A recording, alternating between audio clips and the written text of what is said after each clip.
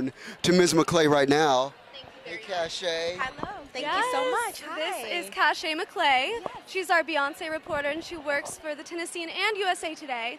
So, Cachet, tell us a little about yourself and what it's been like since you've started in this role. Honestly, it's been a dream come true. Yeah. Maybe a week after I got the role and I moved to Nashville, Beyoncé drops her 8th studio album, which is a country album. So I've been able to cover the magnitude of this album right here from the capital of country music. And not only that, I've been able to travel to her hometown in Houston and cover the end of the Renaissance tour. And it's just taken me so many places, and I'm honored to be in this position.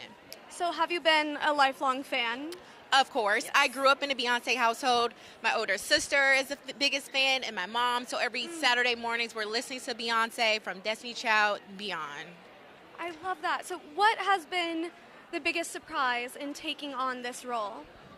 You know, I can't pinpoint to one, but I feel that there are so many surprises, and that's what makes my job so rewarding and fun. It keeps me on my toes.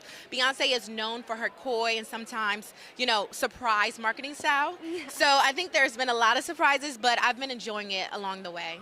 So, let's talk about Queen Bee tonight. She's not nominated for any awards, even though she did make a country album. So, can you bring fans kind of into why we think that might be, or how her impact is felt still in the building tonight? Absolutely. Well, Beyoncé has had a complicated history with the CMAs. When she first announced her 8th studio album, Cowboy Carter, she referenced her 2016 performance here, which was met with a lot of criticism. Some people went so far as to say she didn't belong. And that also played a role in why she created this in the first place, taking a deep dive in the history of country music and its black roots. So the fact that she isn't nominated tonight is quite jarring. I mean, Beyoncé was the leading nominee for the People's Choice Country Awards. She has received 11 nominations for this album and 5 in the Country and American Roots category, which is more than any other artist receiving country category nominations at the Grammys. And there are some folks in the music industry. I know Luke Bryan came out and a lot of other friends saying that there's this perception that she didn't fully integrate into the Nashville country music scene. What does that mean?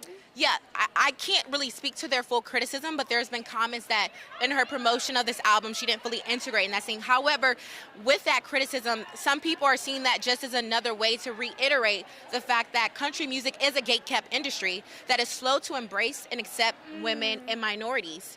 They're saying that kind of reiterates that notion. Interesting. Yeah, the facts are, just last year did a black woman win the first CMAs ever. So Tracy Chapman dropped her hit in 1988. Wow. And it wasn't until 35 years later, 2023, did Luke Combs cover it, and she won an award for it at the CMAs for Song of the Year because it went to the songwriter. So that just shows, even so many years later, the state of and how slow it has been to embrace minorities and women. Well, a final question for you. Yep. How's Beyoncé's impact felt tonight through her collaborators? Can you let us into that world a little bit? Absolutely. So even though she is not nominated tonight, her impact is absolutely felt. We have Shabuzi, who is a Cowboy Carter collaborator here. He's up for awards for the first time at the CMAs and at the Grammys. We also have Tier Kennedy, who you guys just spoke to, another collaborator. And we're having this conversation right now about the intersection of race, country music, and minorities in this industry. So her presence has been felt this whole year after dropping this album, and it's still certainly felt tonight. And it's starting that conversation, and that's what it can do. That's where we are. Yeah. And she's highlighted so many black artists and the country music's black roots. And I think she could be proud with the records she's also been breaking along the way. Thank you so much. Of course. Everybody, Cachet McClay. Thanks for having me.